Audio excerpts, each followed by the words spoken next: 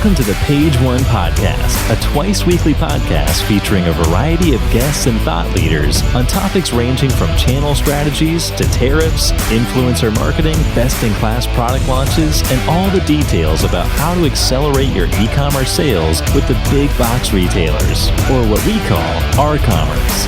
Now, here's your host, Luke Peters. Thanks for joining us on the Page One Podcast. I'm your host, Luke Peters. This is the podcast where I bring you the best and brightest leaders to share consumer product sales and marketing strategies that are going to help you grow your business. I'm the CEO and founder of Newer Appliances, where I cut my teeth selling products online and now have started Retail Band, where I hope to help other brands succeed in product launches, influencer marketing, and B2B online sales strategy. In this episode, this is a special episode, an in-person episode with Tina Loza. You will learn all about intellectual property and trademarks for your products, why you should grow and protect your IP, and why you should care about Amazon IP Accelerator, which is definitely, you're going to want to stay tuned and listen to the details from Tina about that. A few things about Tina. Tina is the founder and managing director of Loza & Loza LLP, an intellectual property firm, and she founded and manages this firm with about 40 IP attorneys and a distributed staff located nationwide remotely. And we'll dive into that and see how Tina does that as well. Loves to work with her clients on creating a branding strategy and having a strong portfolio of trademarks that adds value to their businesses. So thanks for joining us today, Tina. Thanks so much for having me on. I'm really excited to be here. Cool. And a couple more things, details about Tina. You have a BS in biology. I don't know if you knew this, but I have one in microbiology. Oh, I actually looked you up earlier, so I did know that. You saw that? Yeah. Yeah. All right. Cool. So, and you went to Loyola, Yes. which is funny because I have a daughter who's going to be going to college, and we just stopped. We just actually drove that campus. It's a beautiful campus. Tell me she loved it. Oh, she loved it. Okay. It is a beautiful campus. You just go on the bluff and you can see the ocean, and it's gorgeous. Oh, and my first time there, I couldn't believe it. It's like a little jewel, actually. Yeah, absolutely. I hope she goes there. Yeah, it's a great college. And like I already mentioned, Tina's a managing director of the firm, has about 40 attorneys, and one of the largest minority owned firms in the country, and is an expert in patents and trademarks. And for this audience, for you guys, I thought it would be really great to talk about Amazon brand registry and IP Accelerator. So again, thanks for joining us, Tina, and looking forward to diving into these questions with you. Happy to be here. Happy to answer anything. Okay, cool. Why don't we start with something pretty basic here, but what are the, just a basic understanding, because you hear patent and trademark all the time, and Sure. and there's design patents, and then there are utility patents. Right. And how about, can you give us like a quick breakdown of the differences? Sure. So we're just focusing on patents right now. There's three big areas of IP as I look at it: is patent, trademark, and copyright. Patent protects new and useful ideas. Trademark protects the symbol that you use in connection with your business, and copyright protects, content is probably what's the most relevant, or anything you write or pictures that you take, things like that. And so patents, there's two different kinds of patents that you can file. There's utility patents, which protects how something works, and design patents, which protect how something looks. So I'll give you a good example of a design patent. We've had tires and wheels since we've had wagons forever. Mm-hmm. So the way it works is not really what you're going to protect, but there are tons of design patents for the way wheels look. So you can have a really cool looking wheel, and you can get a design patent on that, right? So that's the difference between the utility patent, the way the wheel works, as opposed to the way the wheel looks. Gotcha. Does that make sense? It makes a lot. So on Shark Tank, they always say, "Oh, you only got a design patent." They want the utility patent.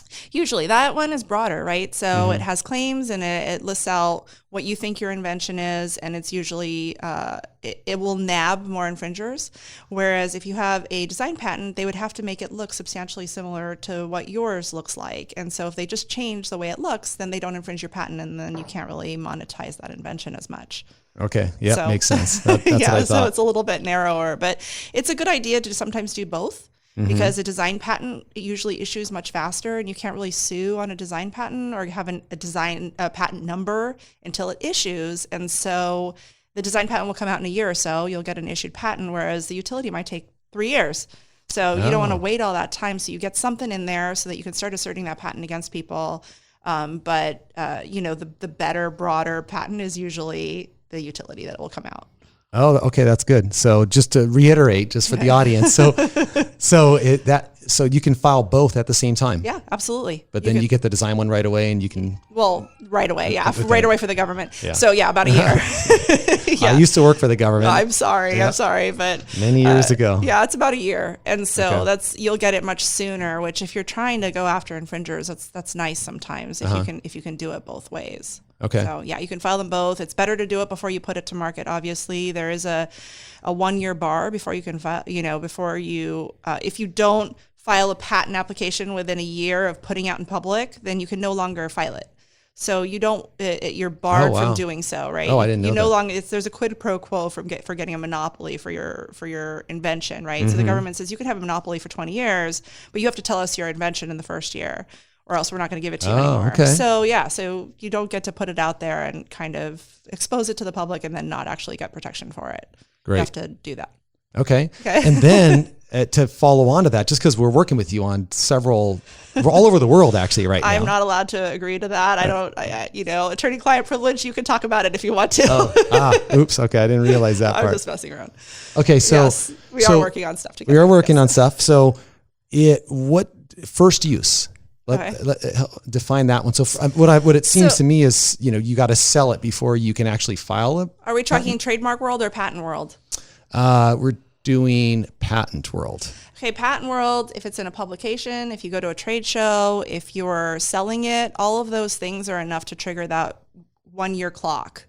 Okay. So if you're going to a trade show, you're showing a really cool wine cooler that you've created and that you want to share with people, and someone sees it there, then there's a clock ticking. You need to get that thing filed. So you don't want to wait on something like that. Trademark use is totally different. So I don't want to confuse everybody. No, unless I have a chart and things like that.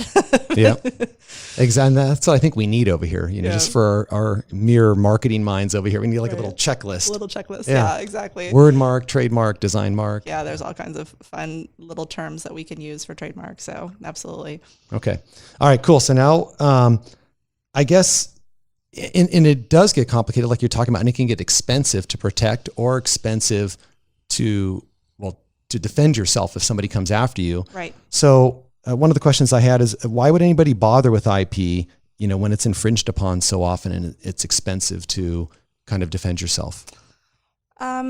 I think it's an asset of your business, first of all. So you're investing in something that makes your business stronger. If you never plan on selling your business or appreciating your business in any way, which would be, I think, unfortunate, then maybe don't bother. But I think that if you're treating your business as an asset, as something that you want to appreciate, IP is an important tool to get there. It's much more expensive to not have done anything with your IP and then have people doing things with it, because eventually you'll be excluded from the market because of that. It's much better to have your monopoly on your stuff and really spend time protecting it early on, because that actually saves you a ton of money down the line. I mean, it's much easier to enforce if you have something. You will have your market. If you trademark your brands, people know you because of your brands. They acquire goodwill over time. And so if you haven't protected that, then someone could, just use something very similar, and your options are very limited. So it's much better to invest in it early on and treat it as the asset that it is. Totally makes sense.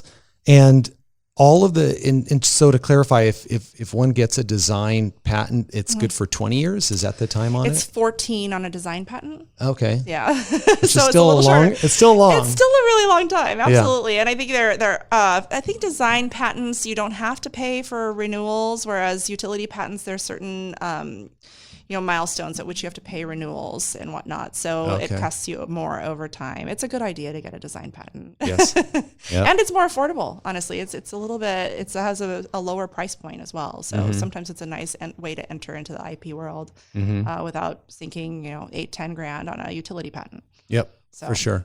Yep. And for the audience, we've worked on a couple of them. So I was just showing Tina one of the newer ones. So it's a lot of fun, and I can tell you guys firsthand that it does bring value, and our customers, when they hear, the patented idea that we have and they see the value in it, it can close a deal versus a deal that might not have closed. So Absolutely. You've seen it firsthand. Yeah, I know you have. And it's exciting when you have that. You definitely have a leg up on your competitors if you have some of that IP in place. I mean, there's no doubt that I've seen that play out over and over and over again. So, I mean, first question on the Shark Tank, right? So Exactly. They always ask that. I just had a client on the Shark Tank and they got 3 sharks. So I'm really proud of them. Yeah. Were they on like literally a newer episode just recently? Yeah, just like in the last couple weeks. Okay. They had the Era. They had the charging pad that you could put all of your electronic devices on. Those were my guys. So I've had a couple friends that were on it, and you become a celebrity basically. Yeah. Because this thing keeps rerunning. You're always out there. It's crazy. It's super cool. It was fun to see my clients on there, and I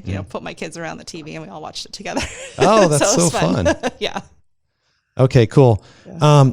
Okay, so here is a broad question, and I thought about this one because I think it'd be great for the audience, because again, the audience mostly brand owners, and they're thinking about this already, and probably some are more sophisticated and have a lot of patents and trademarks, and some don't. When designing a new product, what should one be thinking about as far as the patent goes? Is there like a basic guideline, or like we're launching 50 SKUs? Do people literally say, hey, every new product, I'm going to find a way to have a patent, or is it happen more organically? Like, I've found this cool invention, now we're going to turn this into a product, or what have you seen? I've seen both. It really depends on the mission of your company and the way you approach IP and how much it's a part of your culture. I know that you've talked about how it's a part of your culture. You have people here who are committed to getting X amount of inventions a month or whatever it is. If that's your culture, then you're looking at every product and you're saying, can I make this patentable? Is there something new, useful, and non-obvious about this invention that I could put out there and get some protection on, that I can monetize, that I could license to other people potentially? There's all kinds of things that you could do with that. Some people are like, oh, they've been doing the same car stuff for 100 years, and they come across something and they're like, oh, maybe this is patentable. I've really saved myself a ton of time the last few months doing it this way. Maybe I can do this. So it really depends on the culture of your company. And I think that if your culture is one that you're looking to do so, then that's something that you're constantly, each product potentially thinking, okay, is this patentable? Are there other people in this space? How do I get around that? So you're thinking as you approach your brand about how to make sure that A, you're not infringing on someone else, but B, is this something that I could really monetize for myself? Yep. And then some of the ideas that we've brought up, there's that approval process, right? And some of them in non-obvious, is that the terminology that's used? Non-obvious, okay. So is kind of, it's not super tangible. What does non-obvious actually mean? Someone's got to decide on that at the end of the day when they approve or disapprove. Right, and that's why you have to hire attorneys, unfortunately, because we're the ones who are sort of like the arbiters of that. I guess so, but that's sort of a joke. But it's one of those things where non-obvious is one of those things that you file the application, it goes to the examiner at the patent office, and they're looking at the art that's already there and saying, oh, well, there's this piece of art, and we think that this new thing is obvious in light of what's already there. Yep. And you basically pay attorneys to convince the examiner that it's not obvious in light of what's already out there. Oh, okay. So it's just a back and forth process. It's called prosecution. Oh. So you file your application, they reject it, and you try to figure out how your claims will end up so that it's not obvious in light of the prior art. Oh, okay, cool. Yeah, I didn't think about that back and forth part, actually. Yeah, there's a back. That's how the government makes money on your. Oh yeah, every back and forth there's a charge to every back and forth. Right. Oh man. Okay, so now talking about back to getting sued, because I know this is everybody's dream, right? They put a new product into the market, and maybe there's already patents out there protecting a competitor or something like that. What is so I guess the question here is, if somebody gets that letter, which we've gotten, just for random ideas, but usually the people work with you and we're like, hey, we didn't know, and we work it through with them, and we never actually have to do anything big with it. But let's say it's coming from a company that kind of wants to do battle. What are the first steps? Should they engage with their attorney right away on this? How does that look? You get your cease and desist letter in the mail. It gets served to you, on a Friday afternoon usually, and you're looking at it and you're saying, okay, great.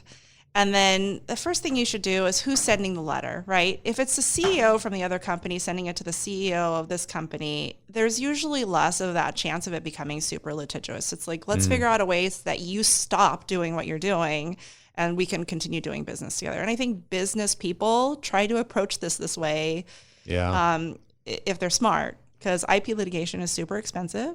It's something that, I hate to say it wastes a lot of time because it's profitable for me, but it wastes a lot of time for a business. Yeah, it wastes a lot of time for a business having to, go through all your paperwork and produce discovery, and, you're flying to wherever to get yourself deposed, and, half your staff is gone doing that. I mean, that's not productive for you. So everybody wants to come up with a solution, I think so. So if it's a CEO sending a letter saying, hey, knock that off, you figure out a way to kind of resolve it. Maybe you talk to your attorney and say, how would I approach this? Or you get some ideas from them, but that automatically is a more friendly way to do it, right? Mm-hmm. If they have engaged their attorney to send a letter and it's gone to you or your counsel, it makes more sense at that point to have the attorneys communicating with each other.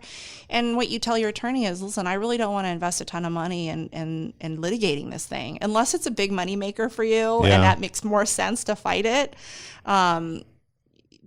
The proper response, or the usual response, is let's respond back. Tell them, hey, we don't think your patent is valid for whatever reason.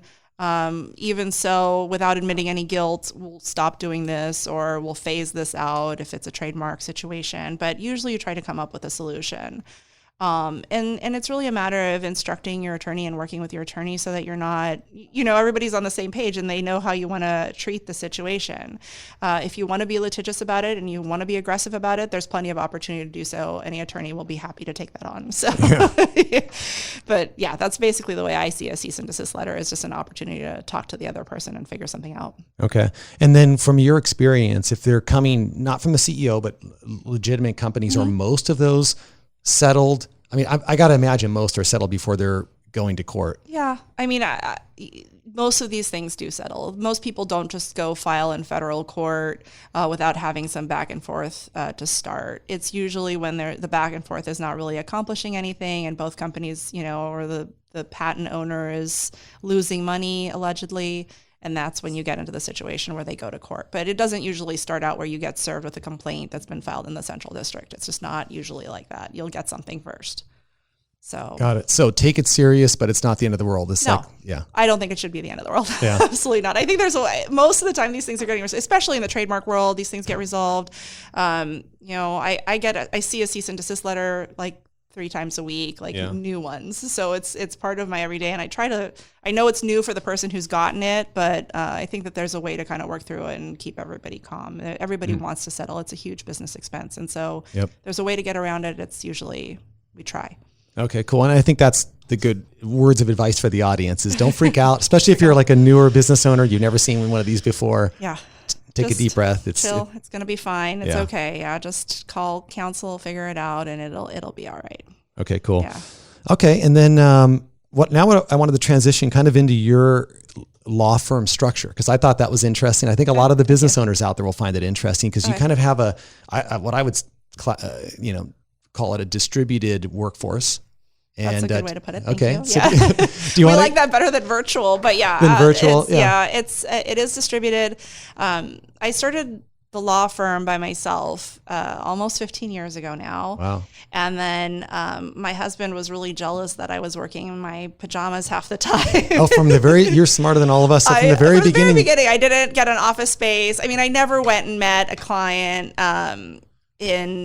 I never had people come to my home at any point in time. I always had office space that I could meet somebody at. But from the very beginning, it was just it made more sense to work at home and have as low overhead as possible, right?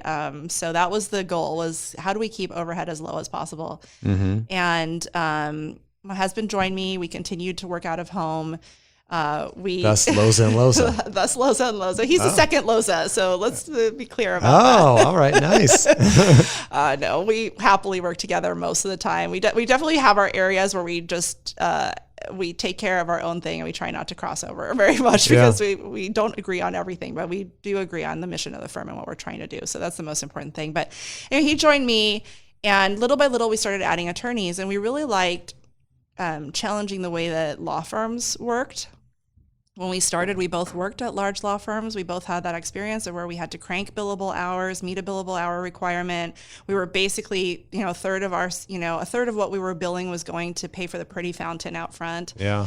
So we were always really focused on how do we keep overhead really, really low, staff really, really low. I mean, not every attorney needs their own assistant. So we were always very cognizant of like where the money is lost in a law firm. Yep. And so we tried to make decisions that kept attorneys happier, kept staff happier. I don't think we've had any staff attrition in all this time. Everybody, wow, that's amazing. The vast majority of people who started with us have stayed and continued on, which I think is really cool. I really enjoy working with my employees and my partners because they seem to like working for us. I mean, it's been really good. So distributed means that we have always found the best attorneys who do really great work.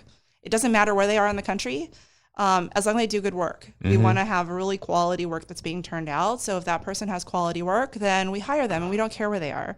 And so if they're in, Chicago, then great. Here you are in Chicago, we'll get you a virtual office to meet clients there whenever you want to meet somebody. Or if you don't want to do that and you want to have real estate, we will get you an office. Like, it just depends on what that person's needs are. If they have a noisy dog or they have a noisy wife or whatever it is, they have the opportunity to work somewhere if they want to. Yep. Our staff all works from home. Wow. So they're distributed all over. They're all over the country. They're great to work with. And I think that they also like that quality of life where they can drop off their kids at school and they are saving on gas and they're saving on clothes. They're saving on all of those things and they're able to spend more quality time with their families because they're not commuting to and from work. And so that's been, I think, a big part of why we've been able to retain our staff. And I think there's always that follow-up question like, accountability. I could let you ask it. That was next. Well, it's accountability, and it's also so you have 40 or so attorneys, and how is the work getting to the attorneys? Is each one getting their own work, or is work funneling through the firm and down to the both? Okay. So that was another way that we really felt like we had to challenge the way law firms work. The way it works at a regular law firm most of the time is that you have the big partners making, connecting with clients and funneling all the work to their associates and junior partners. Yep. And that never teaches that associate or that junior partner how they got that person to begin with. So I've always felt very strongly that all attorneys at every level should be hitting the pavement and making their own connections. They all got to sell. If I had to do it, and I started with 0 clients when I started as an attorney, I had not one. And I managed to grow the firm and grow my book pretty quickly after I started, mostly out of necessity because I got out there. Yeah. I think it's super important. And some people don't feel comfortable with this concept of getting out there and networking, and you have to do it in whatever way is organic to you. So if it's writing articles or if it's speaking or if it's going to networking events or, I have all kinds of things that have made me more comfortable with it over the years. I'm a true introvert, but I figured it out. And I think everybody is able to do it in the way that feels good for them. So it's just kind of learning your way and doing that. And so they do get work from us because we have lots of work. All of our partners have, some of our partners have more work than others. And so they're sharing some work, but our expectation is that all of our attorneys are trying to get their own work as well. And we support them by giving them marketing dollars, giving them the ability to go to events, and we pay for it. We support that effort as much as possible, and we take them. Okay, cool. So now, and I selfishly wanted to ask that just because I'm starting up this other company called Retail Band, and it's not the same as a firm, but it's a similar idea of total. I mean, we're having to network and get in front of clients versus sell a product. Right. A totally different business model. And I've asked so many different people how they run their firms or agencies and how people are incentivized and who has to sell and who doesn't have to sell. But I like your philosophy. It's like everybody's got to learn that part of it because now you got a huge sales team, which is right. And how do you grow if you don't know how to do it? And then you get thrown into this sales role because that's how you grow in a company. Yep. And you don't know how, it's like you're starting all over again. It's something that you should be able to do the entire cycle of your work forever. And we incentivize it. We give you a higher origination if you're originating a client. I've always felt that you take pride in the work that you're doing for the client that you got for yourself. It's just a different kind of thing. If you were able to retain that client on your own, it's different. It's like they're my client, and I'm, you'll go above and beyond for them. And I think that that's different. Sometimes when you're working for someone else who's just handing you the work, you have less invested in it. Yeah. So exactly. Have that personal relationship. Yeah, absolutely. Cool. Okay. Yeah. And then just quick question on the end of that. So is anything centralized? I mean, is there like a hub where, marketing or any of that's done or not? No, nothing is, other than a server. Yeah. That's in the cloud. That's it. Nothing is centralized. Wow. There's not a headquarters for our firm. Yeah. So unless you consider headquarters our home. Yeah. Otherwise there's no headquarters for the firm, and there doesn't need to be. There hasn't ever been a need where someone has been like, I need to see your headquarters. Yeah. No, that's good for you. Cause you're like, now I know it's a big theme for people.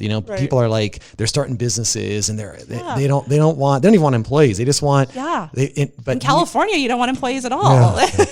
Tell me about it. Jeez. Yeah, that's where you're sinking a lot of your dollars, your overhead as an employee, obviously an employee, and it's just part of the deal. But, sometimes we choose an employee that's not in California because there's just more headaches here. Yeah. They're making it difficult in this state. More and more and more difficult. Yes. So, come on, Gavin, help us out. Sorry. No comment. I know. Oh, that's funny. Oh, cool. So why don't we transition over to Amazon IP Accelerator? And I know this is an area that you have a lot of expertise in. And of course, our audience with product and brand owners are going to be selling a lot into Amazon as well as Home Depot, Wayfair, and all these other places. But embarrassingly, I have never heard of this Amazon IP Accelerator until you and I were talking about it. So go ahead and share kind of what it is. Well, it's not that embarrassing because it just rolled out October 1st. Okay. So it's very new to Amazon and to the to the law firms that are associated with the IP Accelerator. Mm-hmm. Just a little background for people who don't know why this might have existed or why this came about is there are infringing goods on Amazon. Yeah, I think we all know that that's happening.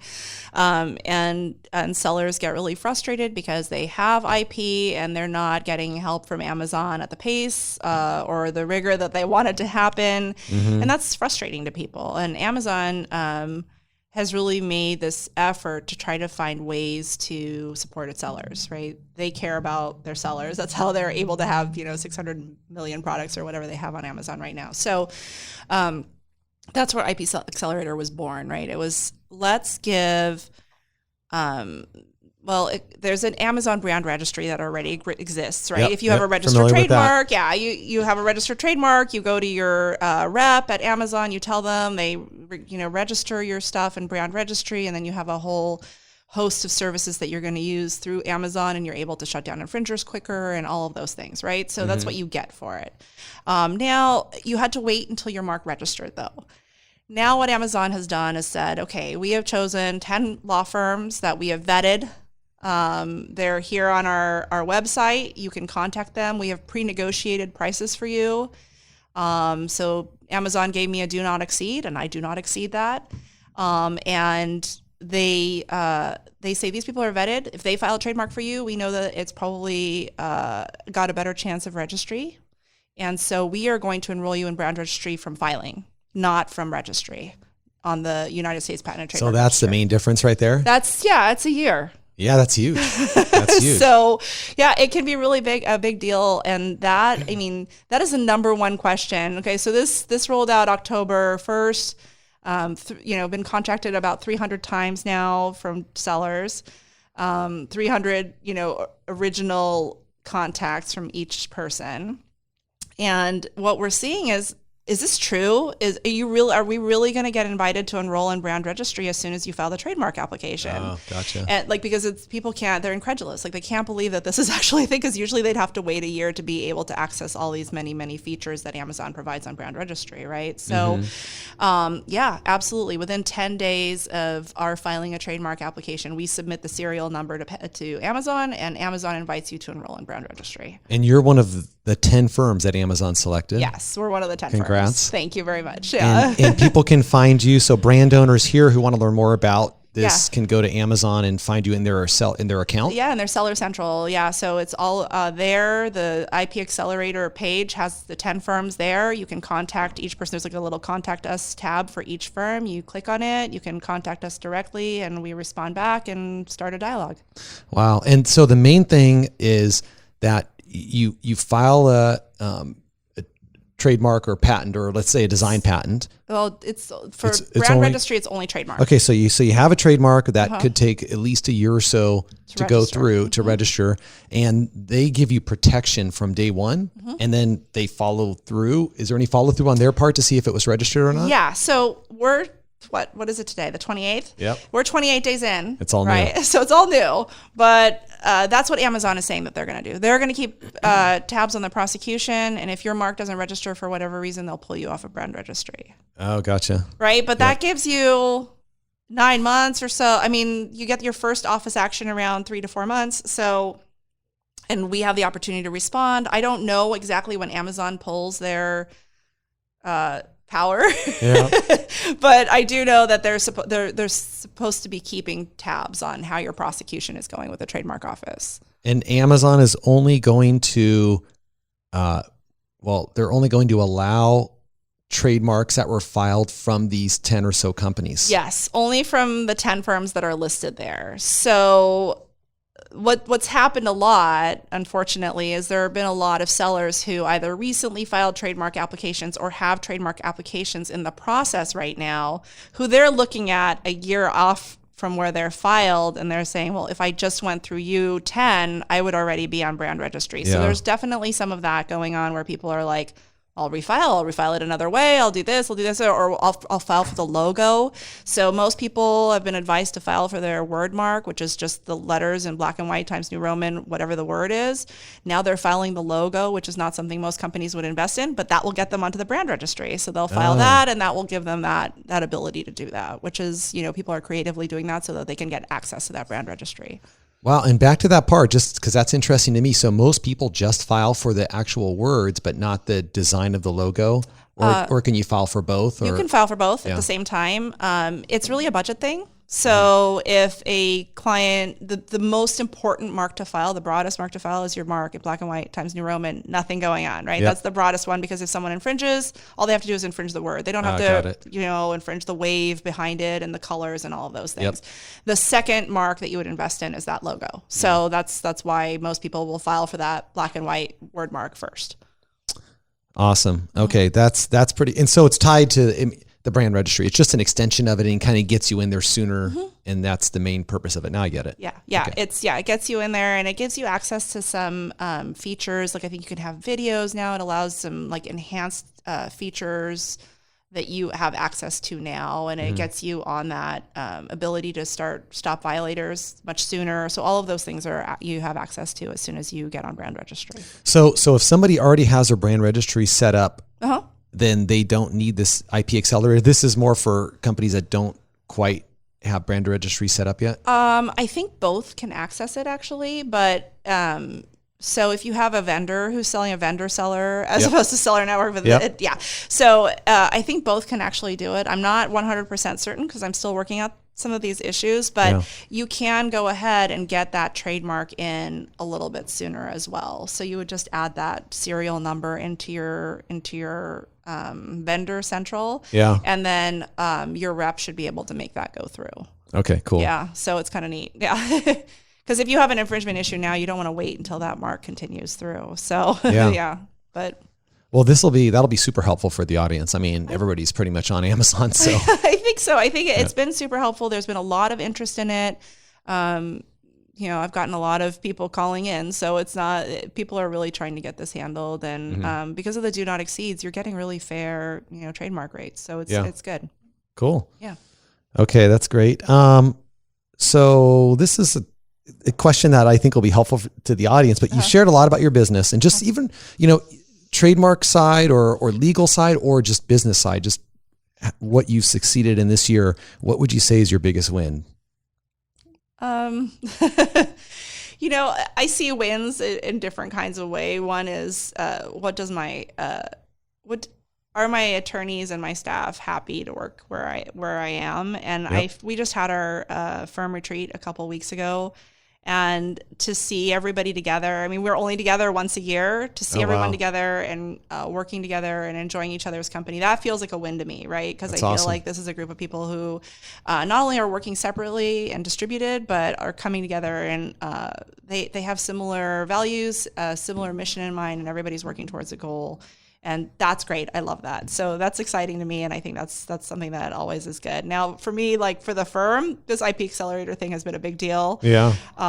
It's really created work for other partners at the firm. It's been really exciting, and it's a really interesting niche to be in. So I'm learning a lot, and it's pushed me to kind of be like, oh, I need to understand this Amazon stuff at a whole new level. And I got it before, but now it's like, oh, I really need to get this. Like, because people are demanding that, I have all of a sudden had to become more of an Amazon expert in this way. And so that's been really interesting. I love being challenged a little bit. So that's been a neat thing for me personally at the firm. Cool. And tell me more about the retreat. Again, if companies are, just because back to the distributed company, so you guys got to get together once a year. Yeah. So how do you guys do that? Where do you do it at? Well, this year we did it in San Diego. Good choice. Thank you. It was a lot of fun. It was good to see everybody. We did some fun activities, but we do try to do some, like we have a whole bunch of attorneys, for example, in Pasadena and that Pasadena area. And so we'll get together for lunch every now and again. But it's really interesting in a virtual environment that people forget that the person that they're sending an email to is human. Yeah. And so please and thank you goes a really, like all of those things are really nice. And then also I happen to be working with basically 40 engineers who don't have that, like, I love engineers. I'm married to an PE, but it's one of those things where the niceties get lost a little bit. Yeah, and right to the point. Right to the point. And so I think that that's really hard for staff sometimes. And so when you see people, it comes home with you, and you're like, oh, I know about that person's kids. I know what they do. And so we do work stuff. We talk about different work things that we need to get through or whatever, but most of the time we're really just doing fun activities. So we did a great cooking activity where all of us, there were four, I don't know how many people were there, over 40, but we were 50 something.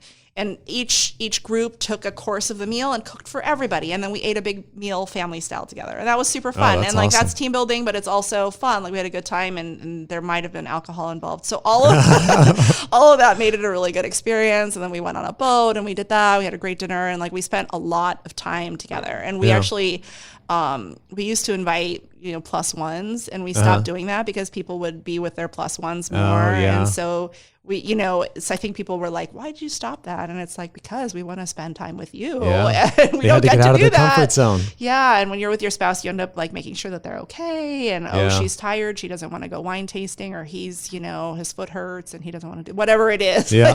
So it almost forces that mingling, but it's been a good forced mingling because people get to know each other, which is good. And I like that cooking idea. It's really fun. Because it must be is it a place that caters to that, where they literally, that's a great idea. So it had 4 super long tables, all the ingredients were there, and the recipe was there for your dish.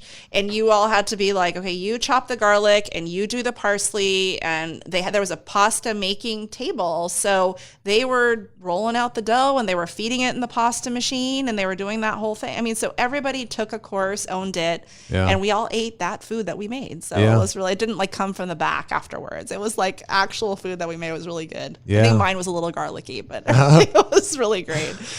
That's a good one. I'm going to have to I'll give you the name that. of the place in San Diego, because that was a really good experience for us. So you have a bigger shop here than I do, though. So I don't know if you can get all of these people. It'll be a really big meal. It's a really big meal. Yeah, you can throw in dessert as well, and cocktail, custom cocktail.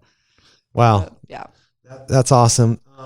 What do you think is, so there you shared the biggest win and how you think about it, and it's a really thoughtful way to think about things, but what do you think is something actionable that brand owners should get from this conversation that we had today that they should be thinking about their products or their business? Well, I think that sometimes business owners end up getting in the weeds of the everyday nonsense. I'm guilty. I'm running a business too, right? So we all get in the weeds of oh, this employee issue or whatever, like, why isn't this working? Or, oh no, the computers are down. And you deal with all this nonsense that slows you down. But ultimately you need to look at the big picture. And so when I'm thinking as a business owner, well, what am I trying? Like when I'm done, when I like retire one day, what do I want to be left with? And hopefully it's, you have some money to spend and travel and go on a cruise or whatever it is you are passionate about. But you also want to have something that you can sell, right? You want to be able to be like, I have Smart. things to sell, IP to sell. I mean, that's why you invest in it. And for me, it's like, you don't need the trademark certificate. How many of them have I sent you in the mail? You probably just throw them in a drawer or whatever. I don't think you've seen them posted around the office. Give them to Hilton. Yeah, you give them to Hilton. But it's one of those things where you're not doing this for a certificate. Like if you're not going to create your universe and get other people to stop doing it, and really enforce your monopoly and create a really strong asset that has value. If you're not trying to build something, then what are you doing? Like big picture, what are you doing? Like you're trying to build value, and so that you can sell it one day, or you can, so you can walk away one day and have really look back and you can say, I built something. And part of that is IP. Yep. And I do think IP is a luxury. It's not something that you think of the first day of your business.